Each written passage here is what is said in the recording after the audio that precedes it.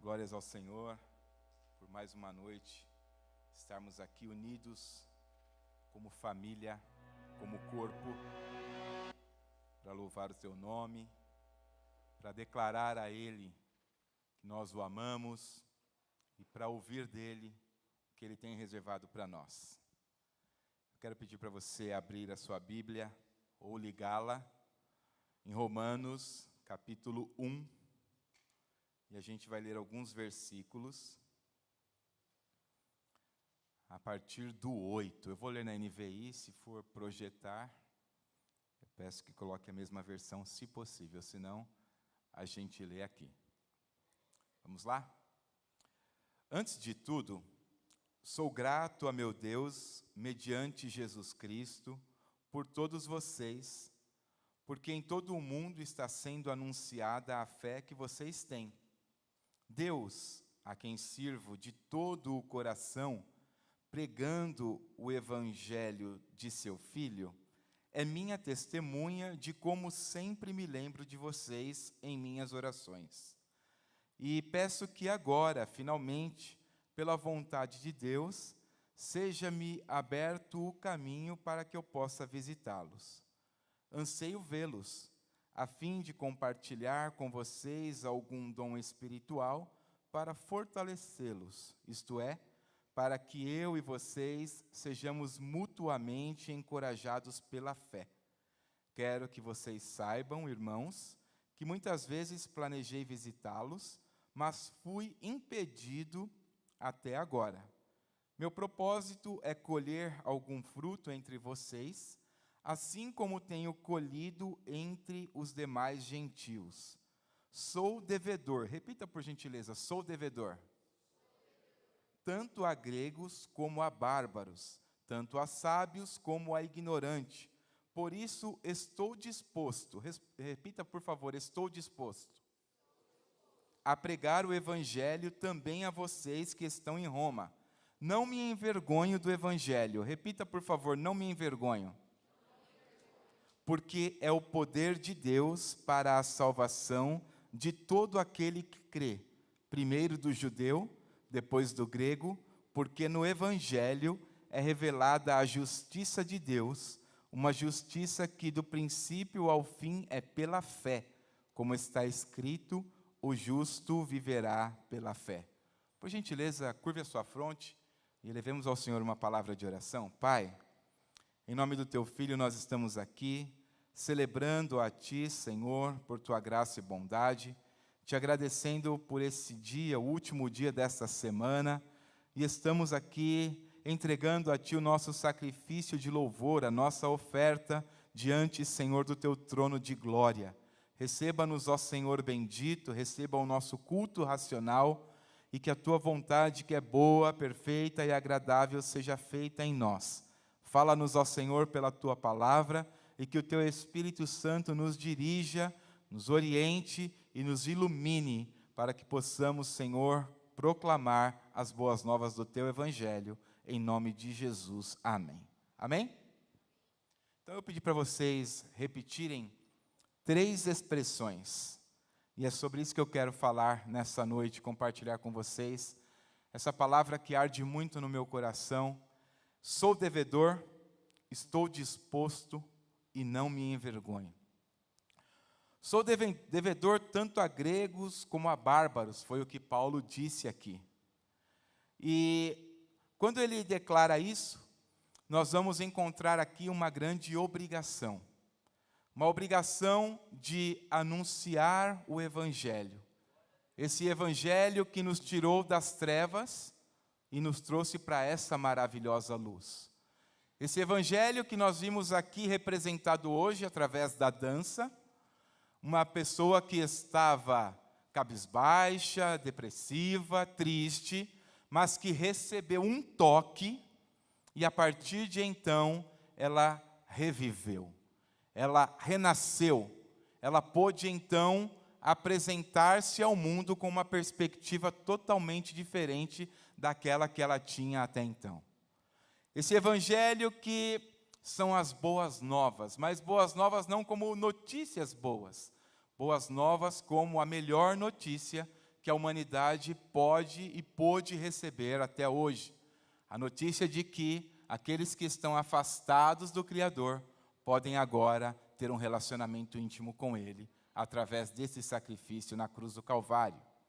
Então, nós temos, assim como Paulo, uma dívida. Nós somos devedores também. E Deus confiou a Paulo esse tesouro que é o Evangelho, e através dos seus ensinamentos, das suas cartas, essa orientação chegou até nós. E nós temos de levar isso adiante.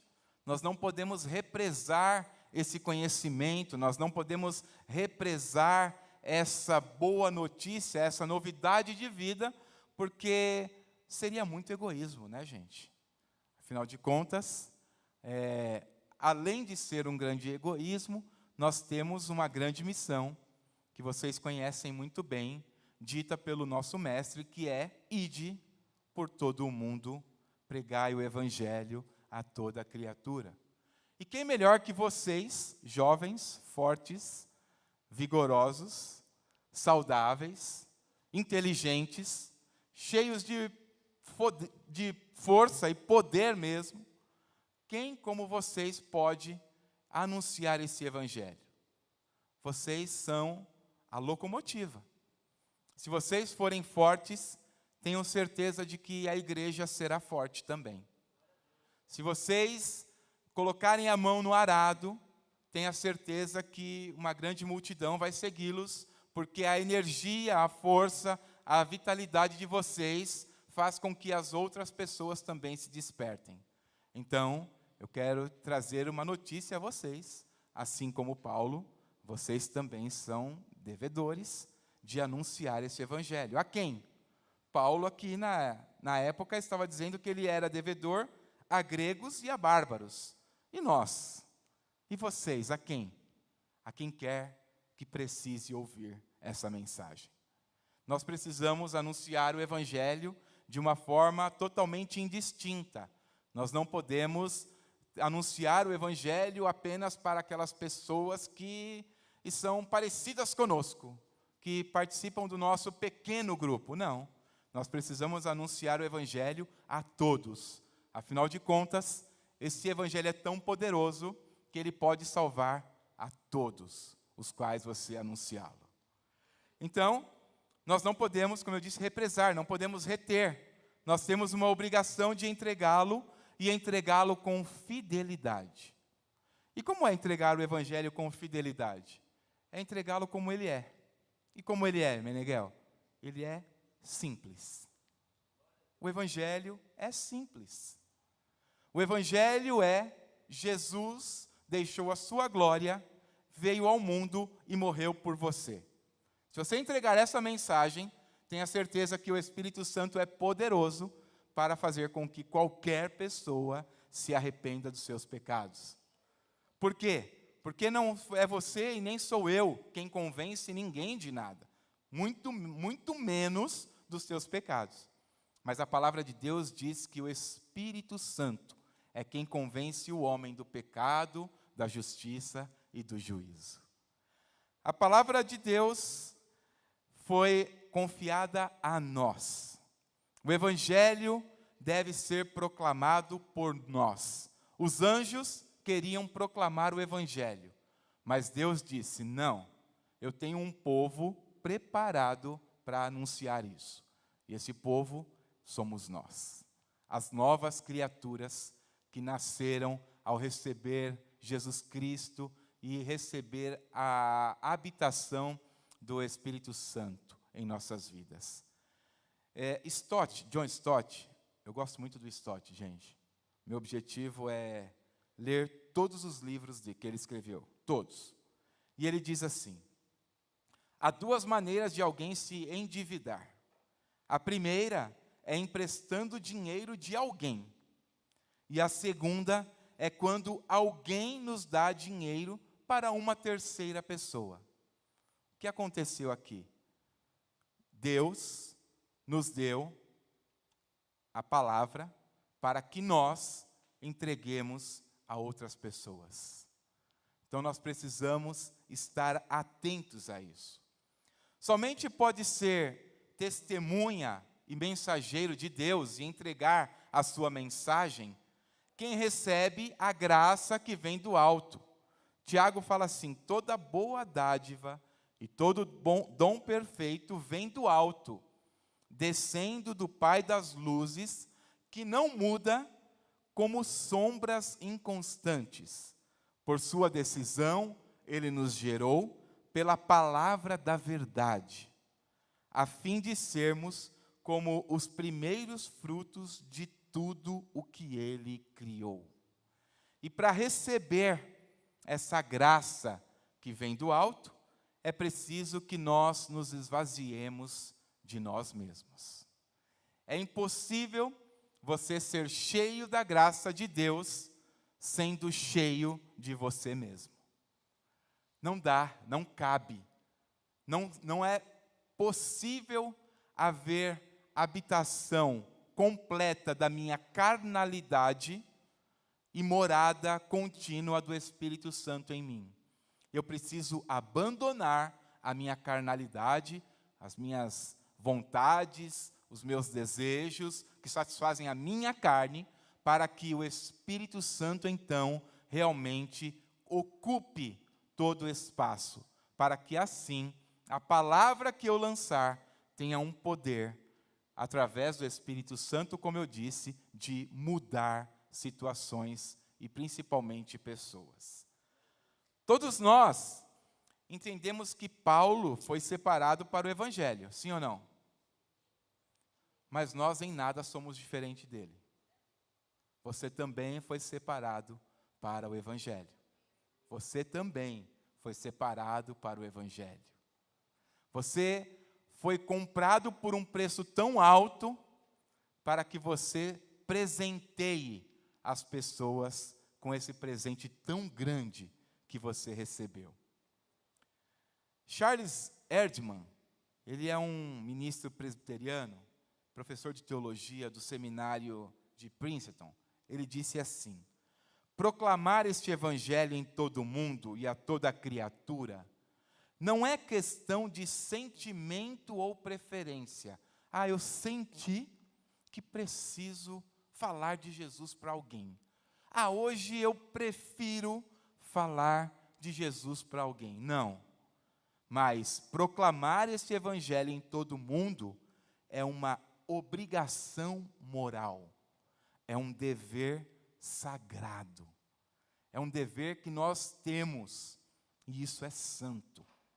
Então, se nós temos de ser santos, como Ele é santo, nós também temos um dever de santidade diante dEle, de entregar essa boa nova, essa novidade de vida através das nossas vidas. No versículo 15, vocês repetiram e eu li: por isso estou disposto, em algumas versões, ou estou pronto a pregar o evangelho também a vocês que estão em Roma.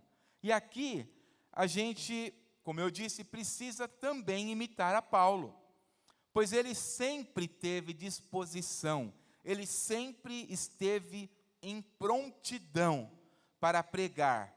Paulo pregou em prisão e pregou em liberdade. Paulo pregou nas sinagogas, Paulo pregou nas cortes, Paulo pregou nos lares, ele pregou nas praças, ele pregou em momentos de dificuldade financeira, em momentos de pobreza, e ele pregou também quando ele tinha muita fartura. Se você se enquadra em qualquer uma dessas situações, você também precisa estar disposto. É necessário haver essa disposição, é necessário estar em prontidão para pregar esse evangelho. Mas por quê? Porque ele é o melhor que você poderia ter recebido. Não há nada melhor do que a vida eterna com Deus. Nada. Absolutamente nada.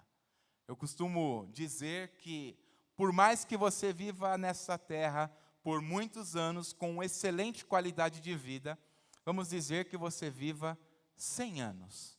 É bastante, né? 100 anos aqui é viver muito.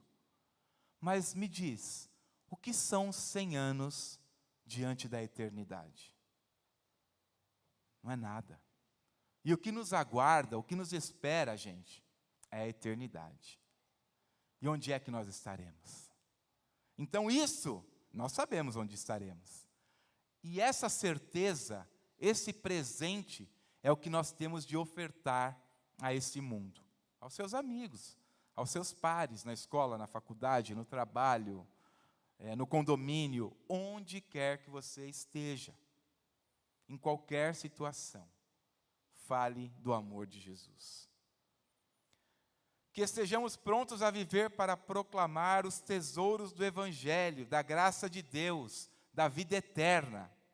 Que as palavras dele aos irmãos em Corinto, na carta de Paulo aos Coríntios 9,16, diz, sejam as nossas. Ai de mim, se não pregar o Evangelho. Será que eu estou encarando isso como um dever sagrado?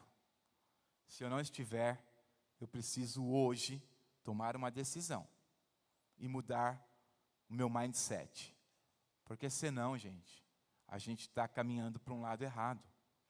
Se a gente não estiver olhando para esse prisma, para esse objetivo, nós estaremos olhando para o outro, que é para onde caminha a humanidade. E nós estamos na contramão desse mundo, porque nós estamos rumo a Jerusalém celestial.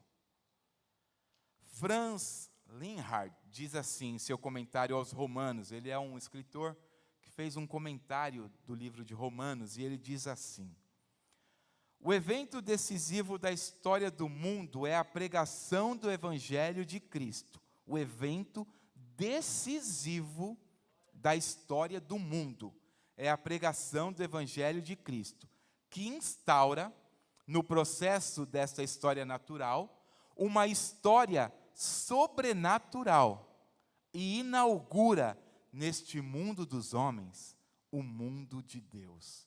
Gente, dá para imaginar isso? Dá para imaginar participar disso? Você inaugurar nesse mundo perdido um mundo de salvação, uma possibilidade de salvação. Isso precisa estar queimando em nós continuamente, porque é algo muito grandioso. É algo muito maravilhoso o que Deus tem colocado em nossas mãos. E nós somos capazes disso. Por quê? Não por nós, mas por Ele. Porque dele, por Ele e para Ele são todas as coisas. Nós, por nós mesmos, não temos capacidade, mas nele nós podemos tudo. Nele nós podemos todas as coisas, porque é Ele quem nos fortalece. E no versículo 16, e eu me encaminho para o final dessa nossa meditação, está a expressão que eu li e vocês repetiram mais uma vez: não me envergonho. Não me envergonho, essa declaração de Paulo significa que ele não só não se envergonha, mas que ele se gloria. E aqui é uma grande diferença. Não se envergonhar simplesmente é uma coisa, mas se gloriar no Evangelho é outra, completamente diferente. Se gloriar no Evangelho é falar dele com toda a empolgação, com todo entusiasmo, com toda exultação e exaltação. E é assim que nós precisamos viver também. Significa que ele se gloria no Evangelho e considera alta honra proclamá-lo. O melhor que ele poderia fazer. E aí eu trago para os nossos dias, para a nossa realidade. O melhor que eu, Meneghel, posso fazer é me gloriar no Evangelho. E quando eu me glorio nele, eu consigo anunciá-lo como ele verdadeiramente é. E como ele é? Simples. Mas como é que eu vou anunciar esse Evangelho de uma forma simples? Vivendo como Jesus viveu. Agindo como ele agiu. Amando o meu próximo como eu amo a mim mesmo. Ainda está aqui? Olha lá. Viva como ele viveu. viveu. E essa tem de ser a tônica da nossa vida. Esse tem de ser o norte, tem de ser a nossa orientação primaz. A gente precisa viver como Jesus viveu. E aí eu fecho com 6 características ou condições por que não se envergonhar do Evangelho. Primeiro, porque vem direto do Filho de Deus. Gente, essa fonte é maravilhosíssima. Essa fonte é uma fonte inesgotável. É uma fonte, é a mais pura possível.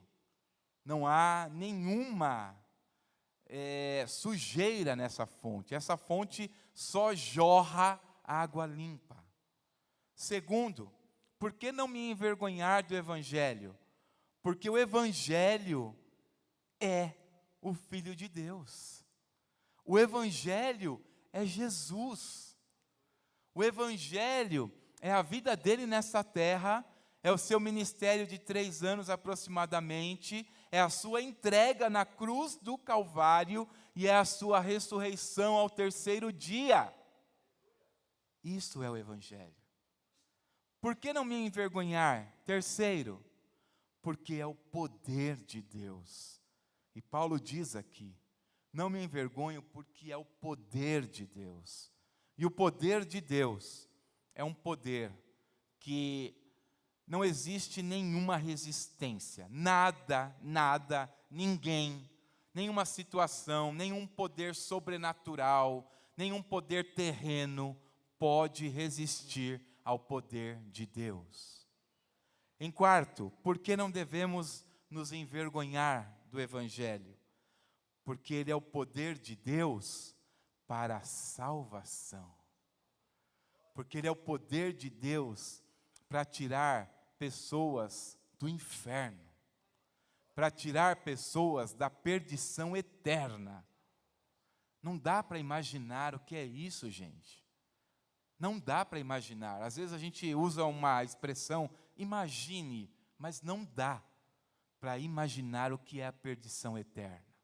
Mas o Evangelho tem poder para tirar as pessoas dessa situação, dessa condição. Através de quem? De nós. De nós. Quinto, por que não se envergonhar? Porque ele não discrimina ninguém. Até a mim, esse Evangelho alcançou. E vocês não me conhecem. Vocês não sabem como eu sou péssimo. Mas ele me alcançou. O Evangelho me alcançou apesar de mim mesmo. Por quê?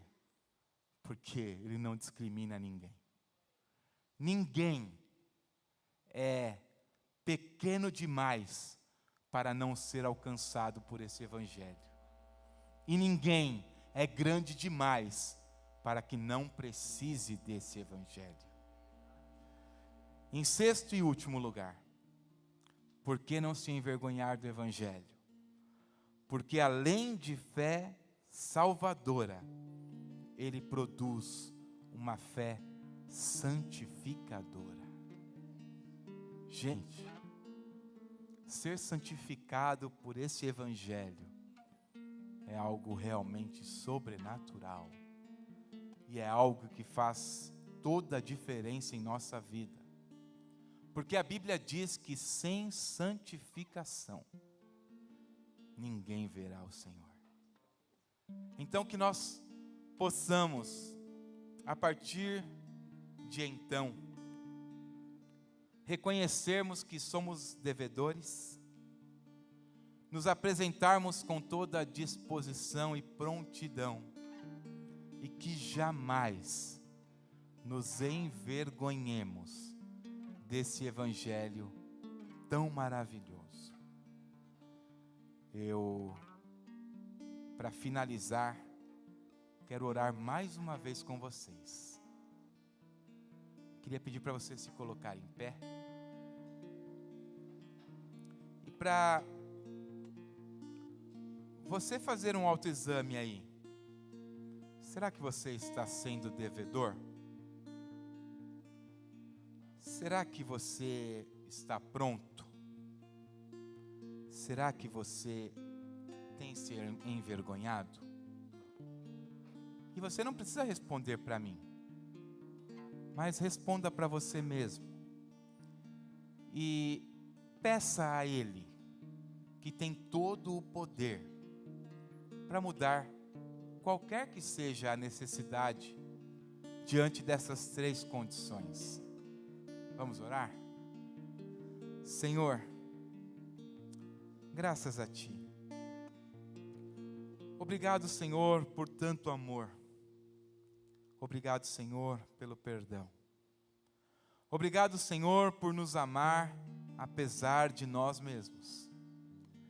Obrigado, Senhor, por decidir se entregar na cruz do Calvário, demonstrando esse amor tão grande, esse amor tão puro, esse amor tão leal, Senhor.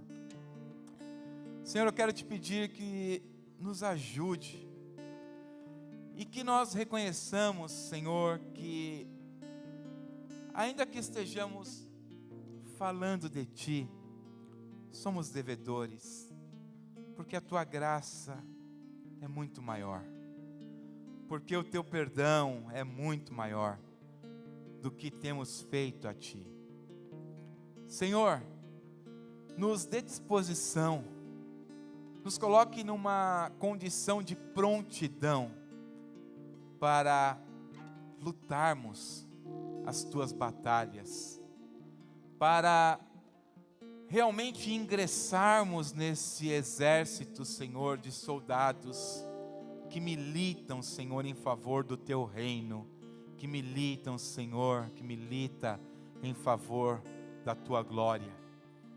Senhor, que reconheçamos que somos igreja militante, mas que em breve seremos igreja triunfante e estaremos contigo para todos sempre. Ah, Senhor, tenha misericórdia de nós, se em algum momento, Senhor, nós nos envergonhamos, mas ajuda-nos na nossa fraqueza e faz de nós em Ti mais que vencedores, para continuarmos apresentando a esse mundo corrompido, caído, perdido, essas boas novas, essa boa nova, essa novidade de vida, esse perdão que alcança o pior dos pecadores, Senhor. Ajuda-nos. Revela a Tua vontade a nós a cada dia, Senhor. Eu te agradeço, Espírito Santo, pela Tua presença e pela Tua voz no meu coração. Eu oro em nome de Jesus. Amém, Senhor.